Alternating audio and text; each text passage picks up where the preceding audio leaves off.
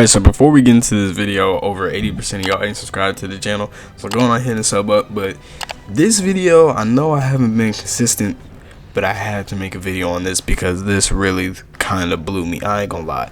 If you don't know, Keith Lee recently went to Atlanta.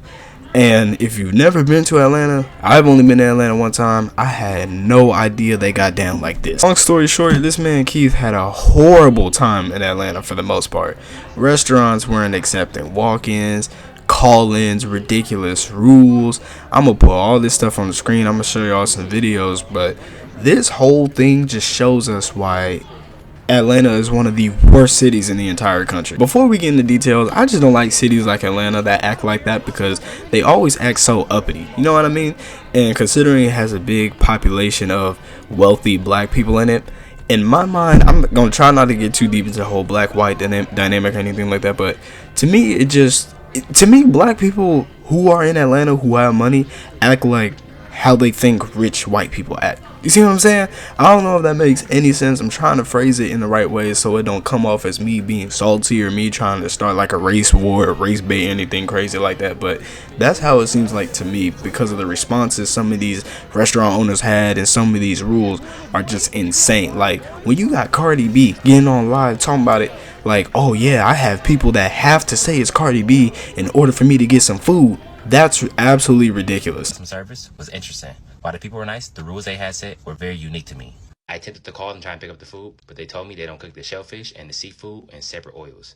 I'm allergic to shellfish, so no go for me. But I still got a bunch of food. My sister and my wife gonna try it, so I'm gonna get out of here. This is the first place in Atlanta I've been able to call ahead for my order. Everybody else, they don't take no call-ins, no walk-ins, no nothing.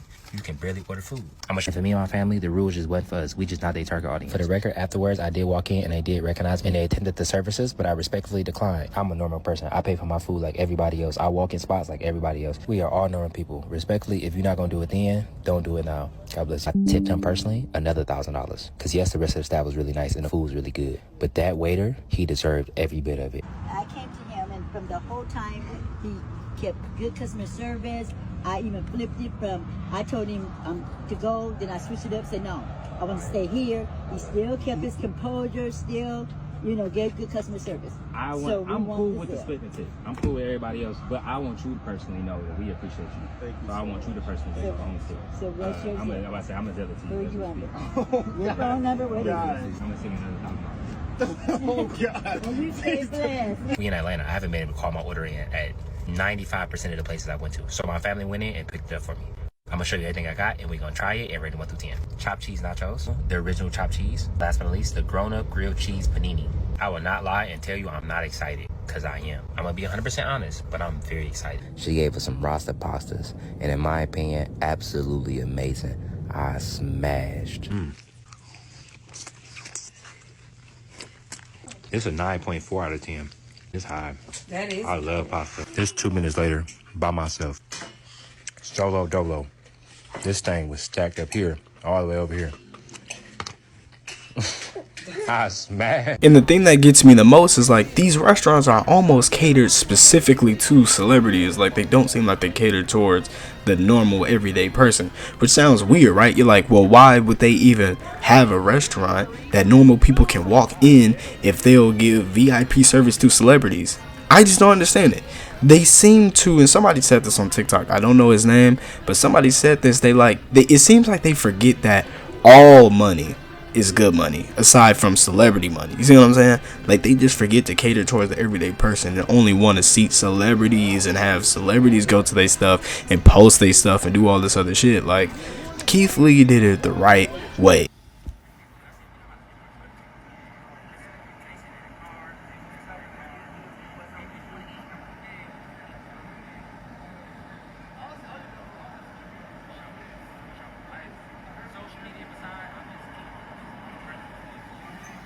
Yeah, they told him, when he walked in, they wanted to get him a table ASAP, but we told him we've been sitting in the cars, couldn't sit down, and they tried to let him skip in front of us. He like, nah, if they can't eat, I don't want to eat either, because how the hell y'all gonna give me a table and don't get them no table just because y'all know I got social media? How long the wait time has been today? She said an hour to an hour and a half. So which I then asked, how are you able to sit me in 5 minutes?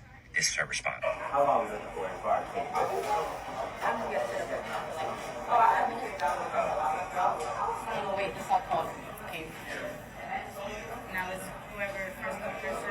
and my family just attempted to eat there less than 2 minutes ago. I then told her I changed my mind. We're gonna go eat somewhere else, and I said, God bless you, and I walked out. On second thought, it's okay. We gonna go eat. He had his family go in, and his family, they told his family like, yo, it would be a 1 hour, 2 hour wait. Then he would walk in and they would be like, yeah, so we'll get a table set up. It's gonna be 5 minutes. Keith Lee be looking at them niggas like, what? And the thing I like about him the most is like, he doesn't have to abide by regular everyday person rules. He has like 12, 13 million on TikTok. He has the clout. He has the food reviewer status. He could have easily just been like, yeah, let me get a table, you know, fuck all these other people. And it wouldn't even be his bad because that's just how the restaurant is ran.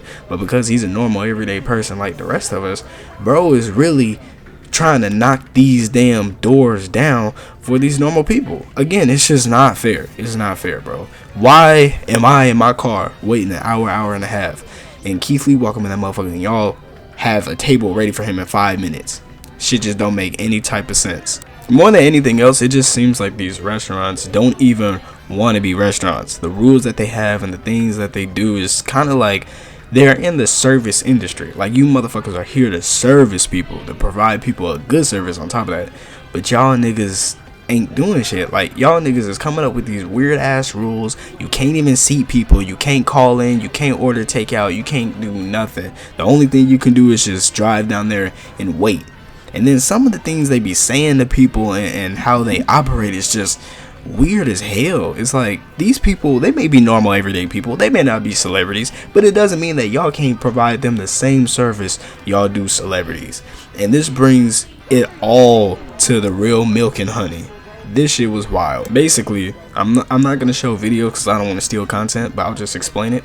Basically, Keith went down to the Real Milk and Honey, right? And they're like, I guess they're a good restaurant in ATL or some shit like that, but he went down to the Real Milk and Honey, and it was basically a situation I described where his family went in there first. They told them it was gonna be a 1 to 2 hour wait.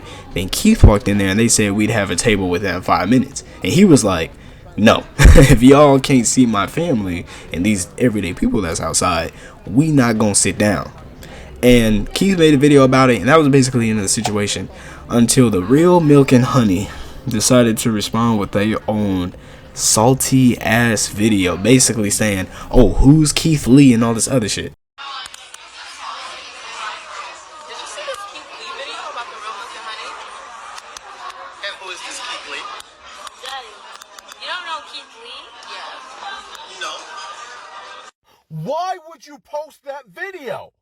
This is how you respond to Keith? And it's like, let's not sit up here and play dumb. Y'all know who Keith Lee is. Why are y'all sitting up here acting like y'all better than this man just because he said he didn't eat at y'all restaurant? He didn't bash them. He didn't say anything bad. Not one thing bad about them. And they took it the wrong way.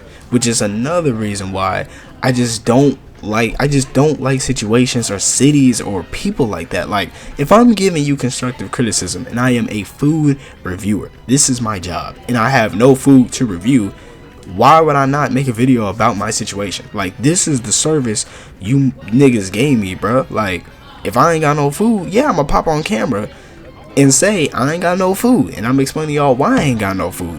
Keith Lee goes out his way to be like, don't bash these people, don't send these people any threats, none of that.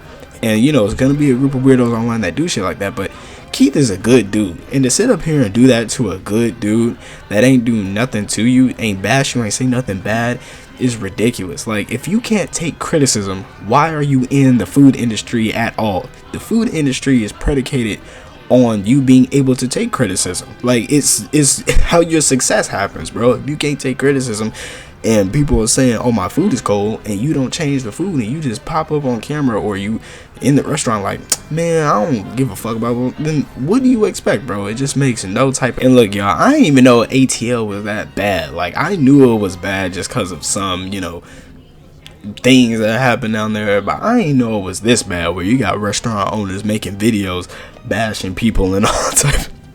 I didn't know it was that bad, yo. All I'm gonna say is, if their company tanks, nobody's gonna feel bad for him, because this is the type of response y'all had to a guy That is a God-fearing man. And that's what happens. I'm telling you, bro. That's what happens when you let ego and pride get the best of you. I'm not saying I want them to fail. But if they did fail, I wouldn't be surprised. Why would you sit up here and say this about this man? Or try to allude that you don't know who this man is just because he didn't give you like a 10 out of 10 for food he couldn't even get? What's the point of that? It just makes you come off as salty and disgusting. So if you own a restaurant, clothing brand, whatever it is, and it's a service-based type thing, bro, please don't get out of line when niggas criticize you. Please don't get out of line when people try to help you out and do what's best for your company, because at the end of the day, there are not many people like Keith Lee. Keith could have just been like, you know what, this is what happened, we sat down, we ate food, it was good. He didn't have to specify the fact that cars were outside or people were waiting an hour and a half or whatever. Like, he does not have to specify any of that type of stuff. But the fact that he did, just to have a level of transparency that most people ain't gonna have, is nice. It's refreshing. It's good to see. And if you can't handle that, get out the fucking industry. It's really that simple.